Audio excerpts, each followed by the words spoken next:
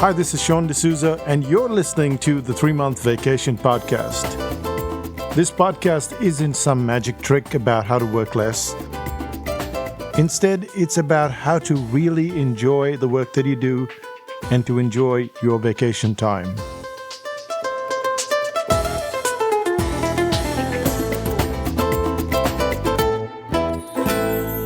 Hi, it's Sean, and you're listening to the 3 a.m. podcast. Well, I wanted to say 3-month vacation, but somehow 3 a.m. came out, and it's not 3 a.m. right now. It's 4:18. Anyway, let's go.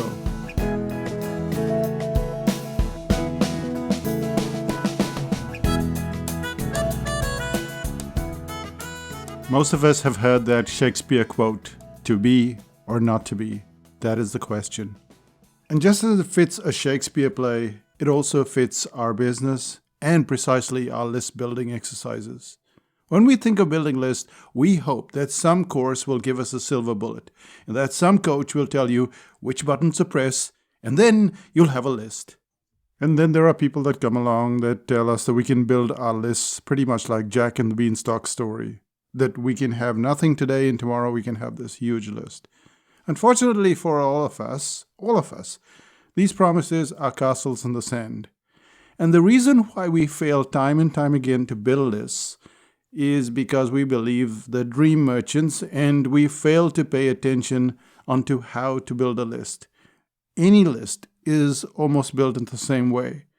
So let's take a look at 3 points like we always do on this podcast. We'll start out with the first one, which is how a list really gets built, especially when you don't have an endless advertising budget. The second point is why you need to drive clients from point A to point B if you ever want them to be on your list. And the third thing we'll cover is why you need to sell something to those clients or risk losing them forever. Let's get to the first point, which is how a list really gets built when you don't have an endless advertising budget.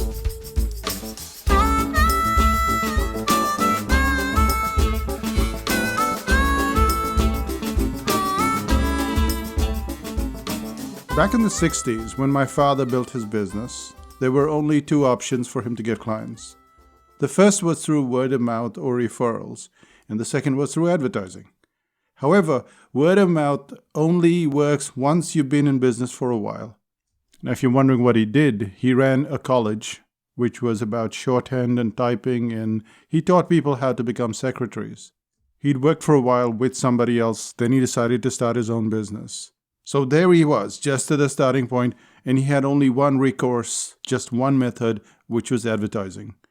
Back then, advertising was in the classified sections of the newspaper, and that was a very viable system because it was cheaper, but also because people read the classifieds in their newspaper. It was just a trickle of clients at first, but he combined both the systems. He worked on the advertising part, he put in the classifieds, and then he also gave out leaflets. And that is precisely what got his business going and created what we'd call today a list. The problem with advertising is that it's a costly exercise. Ask anyone who's run a Google or a Facebook ads campaign, and perhaps you've done it yourself, you'll find that you tend to spend a lot of money without clear results. If you persist, however, you'll figure out what you're doing, and then you'll make those corrections. You'll fix them over time, and then advertising becomes a very efficient and profitable way to get clients to join you. And once they join you, they buy your products, they buy your services. Therein lies the irony of growing a business. And you're going to ask, what's the irony about? The irony is that there is no quick method. Whether you choose advertising or content marketing, such as blogs, videos, podcasts, etc., you're always circling the airport.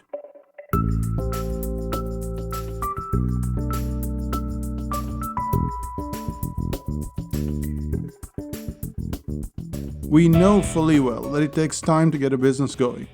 Yet no one can tell us how much time it takes. Which is why when you go to a website and they tell you that you can grow your list to 100,000 or that you will get 50,000 readers or at least that you can double or treble your list, immediately you feel, okay, so I don't have to circle the airport. I can hack my way to 10,000 podcast downloads a month. And you know it's hype, and I know it's hype, and it doesn't stop us from clicking on that link. It doesn't stop us from trying to find a faster way to land that plane to stop circling the airport.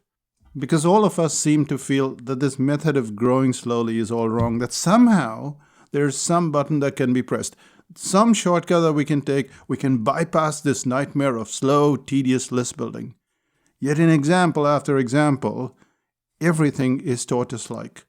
And if you don't have an advertising budget, what you have to do right away is you have to have the ability to create content. Which brings us to the big secrets of list building. And they are: 1. What medium you will choose. 2. At what frequency will you create?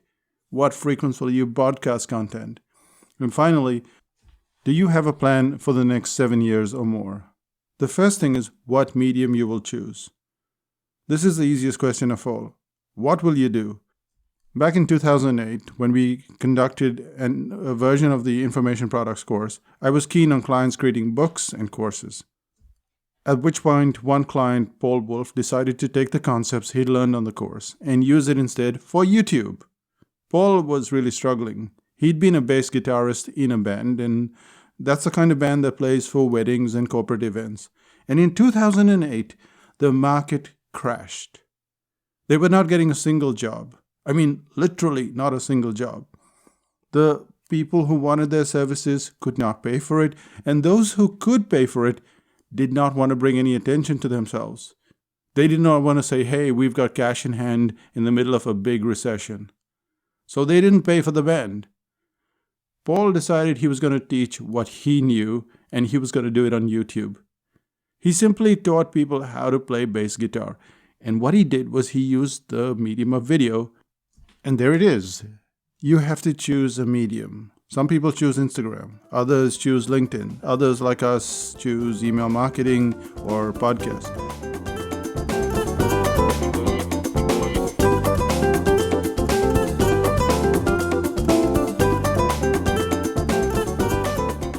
Whatever you choose, you need to choose a medium. And this pops up question number 1, which is, what is your medium? And the second thing is, at what frequency will you create and broadcast content? At Psychotactics, we've tried to publish on YouTube. Then we took a stab in Instagram. And we were among the first 100 people on the planet to be on LinkedIn. So here's a pop quiz for you. Which of the above media have we succeeded in? If your answer was none, then you're right. We haven't succeeded at YouTube or LinkedIn or Instagram because we had no idea how often we'd create, no idea how often we'd broadcast the content. When we started the Psychotactics newsletter, we knew that we were going to have a frequency. We set a frequency goal. We know that it goes out once a week, and then later it went to twice a week. When we first started podcasts, which was way back in 2006 or 2007, we didn't use the concepts that had made us successful in the first place.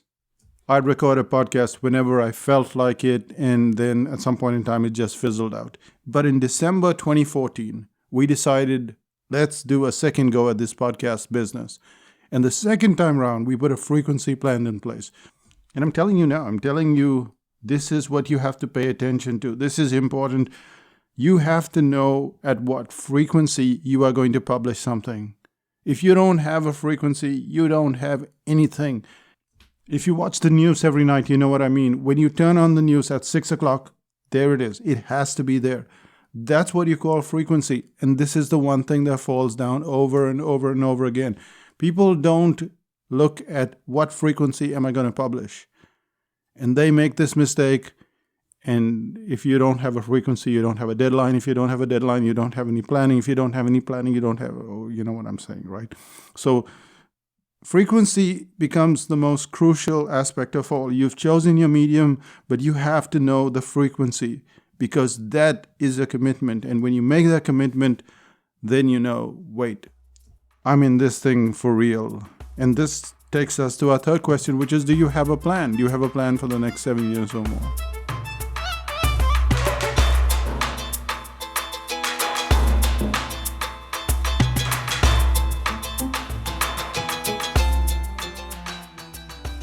And if you ask, why do I need a plan for so long down the line? Well, here's a question. How many podcasts get past the 10th episode?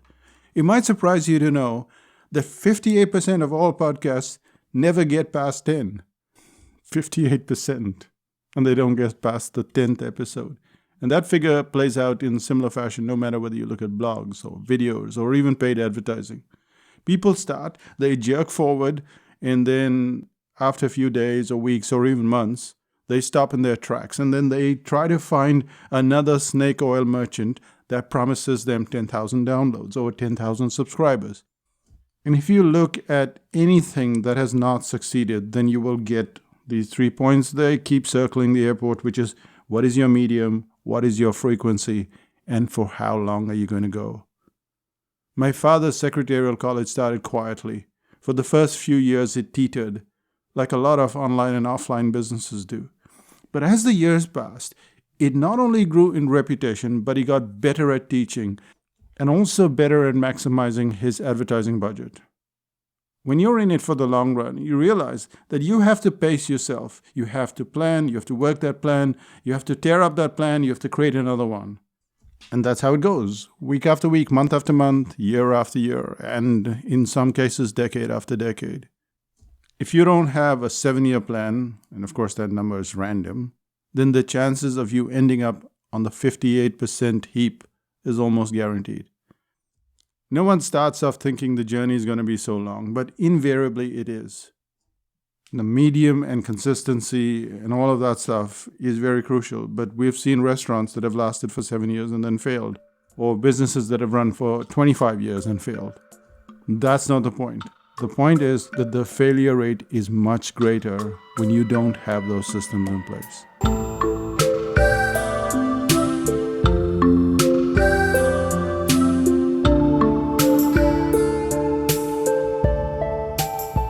We kind of know that the ones that are guaranteed to fail are those that have given up the 10th episode. And this is because in 10 episodes, the medium will not reveal its secrets to you. It will wait for you to be patient. And bit by bit, you will get faster, you will get better, you will get more efficient. You start out with making a podcast, and it takes 8 to 10 hours to make 20 minutes of recording time. You start out making a YouTube video, and you think, does it really take that much time, the whole day, to make 30 minutes of YouTube video? But the medium is a hard taskmaster. It wants you to be committed, to be in it for the long run. And so you're going to take enormous amounts of time in the beginning, and many people do, and then they bail out after the 10th episode. To build a list, you have to ask the 3 questions. You have to answer those 3 questions. List building fails for many reasons. The first one is all of this doubling and trebling of business, of getting 100,000 people on your list, all of that nonsense.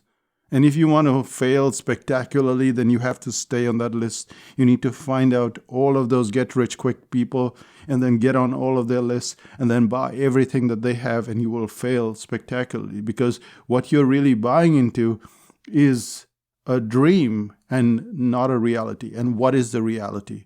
The reality is to answer these 3 questions. What is the medium?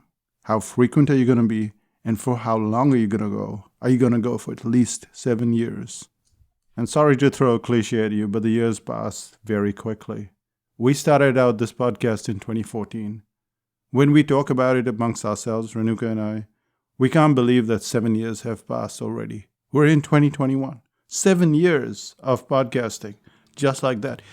And it has driven people to the business from a completely different medium.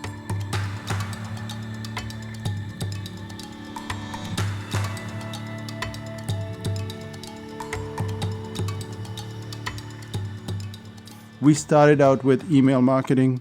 We continued with email marketing. We did some courses and offline stuff. And clients have found the podcast and then found Psychotactics. And that's how we continue to build a list. It's not one method. There are several avenues where people join the list. But what I'm saying is that you have to have that consistency. Now, this brings us to the end of this podcast. It could be longer. It could go for 20 minutes. It's only 12 minutes at this stage. And the reason why we need to stop here is because this is so crucial that you answer these 3 questions. So let's just summarize what those 3 questions are all about. The first is the medium. What medium are you going to start with? This isn't to say that you're going to stay in the medium forever. As I said, we started out with email marketing. We've done offline workshops. We've done meet and greets. We've done webinars, lots of stuff. But you can't do lots of stuff all at once. So you have to pick one medium. And then maybe one person will show up. And then maybe after a while, the second person will show up. And then the third person. And then you systematically grow your business. But you choose that medium first. Once you've got that medium going, then you have to decide what frequency are you going to publish. Is it going to be twice a day? Is it going to be once a day? Is it going to be once a week? What is the frequency? If you don't know the frequency, nothing happens. And finally, it is going to last for a while. You think, wait, 7 years is so much out there in the distance. And 2028 will be here tomorrow, ringing your doorbell, waiting to get in. What's the one thing you can do today? Get a piece of paper, get a pen, and answer the 3 questions.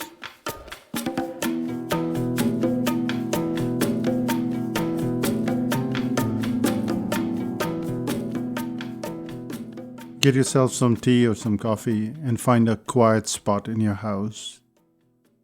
And that's where you answer the questions, because now you're finally making a commitment.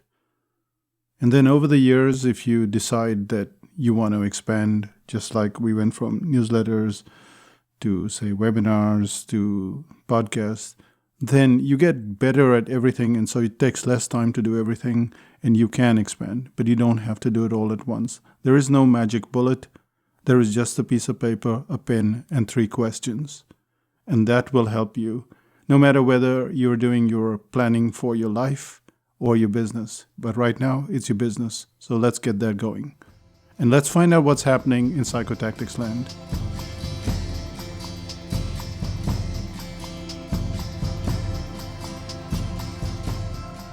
It's almost April, and what happens in April? On the 10th of April, we have the home study version of the article writing course. Most people want to write. They don't know how to construct the article. They don't realize that there are so many elements to the article and that you have to assemble it pretty much like a Lego set. And of course, there's a lot of creativity and storytelling and everything else, but you have to know how to put the pieces together. There's a reason why so many articles on the internet look so boring, and they're all 3 ways to do this and 7 ways to do that. And that is because people haven't learned the craft of writing, because it is a craft. It is a skill that you have to learn what you need to do and then how to go about it. There are only 25 copies available. Yes, they're digital, but we always have this restriction. And yes, you have to be on the waiting list. So if you'd like to be on the waiting list, or if you just like to get some goodies, go to psychotactics.com/AW goodies. That AW stands for article writing. So psychotactics.com, AW goodies. If you're not on the list, you do not get a notification. So you have to be on that list. So go to psychotactics.com/AW goodies. That's April. In May, what we have is the pre-sale course. Again, when we sell something, that's probably the point when we are ready. But when is the client ready? One of the things we have to do in New Zealand, if we want to get tourists, is we have to get them prepared. A tourist does not get on a plane and fly for 12 hours and in some case 24 hours to get to New Zealand. They have to decide. They have to consider it. They have to plan for it, and they have to get here. So that pre-sale starts a lot in advance. And you might be selling a little product, you might be selling some service, you might be selling some kind of workshop or training or webinar, and the client is never ready when you're trying to sell. There is a whole sequence of steps that you have to take. And people who have done the pre-sale course, and you can speak to them, we can give you some references if you like. Well, people find that the way they were approaching the whole sales exercise was terrible before. And they only know that once they do the pre-sale course. It's not like they were not doing well before. It's not like they were not selling anything before. But the tedium, the amount of work, the amount of weeks, all of the things that they were doing before were so inefficient and so frustrating that they said once they got the pre-sale course, it all became so easy. And then they have waiting lists, and then they have people who want to get in. And that's the best thing you can do as someone who's selling a product or a service. Your whole energy is into building a better course, into better training, better whatever. It's not in marketing. In fact, a good marketer is probably someone who does very little of those constant autoresponders telling you, oh, you have to sign up now. Oh, wait a second, this timer is going off. No. People need to be outside your door when you open it. And then they need to be rushing in. And that's the kind of thing that pre-sale does for you in a very genteel way, in a very sophisticated, elegant way. That course is going to be available on the 15th of May. We'll get more details sooner than later. Which brings us to the end of this podcast, and I hope you have that piece of paper and you're going to answer those 3 questions. I'll say bye for now. Bye-bye.